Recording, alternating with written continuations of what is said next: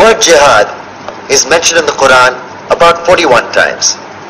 The words mercy, peace and compassion are mentioned about 355 times. Yes, come in. Come on in, Riaz. Sit down, please.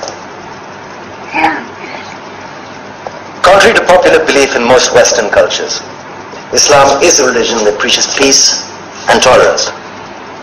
Yes, Patricia. If Islam truly is a religion that preaches peace, then how come the world's most troubled spots, the West Bank, Afghanistan, Pakistan, Iraq, they're all plagued with Islamic terrorism? Well, that depends on your definition of terrorism. Some might argue that the US invasions of countries like Iraq and Afghanistan are also acts of terrorism. No, those were acts of war to get rid of despotic regimes. Or a means of getting at a country's oil. Conspiracy theories. Well, yeah? Yes, please.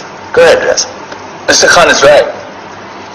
I mean, if we're talking about terrorists, the world's biggest terrorists are the white superpowers.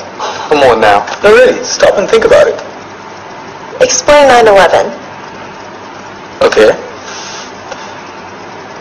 Do you know how many people died in the Twin Towers strike? Around 3,000. And do you have any idea how many people died in the bombing of Afghanistan? Take a wild guess.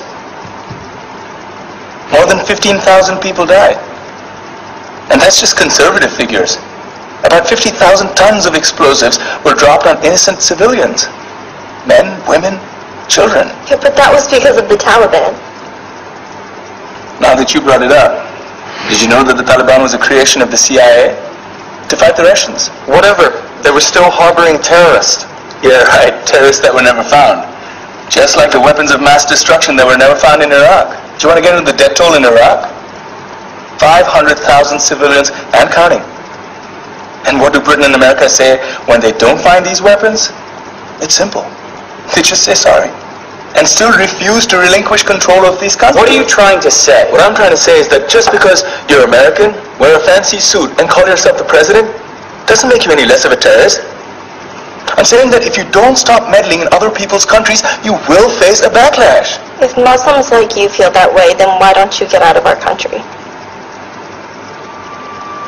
We will. As soon as you promise to leave ours.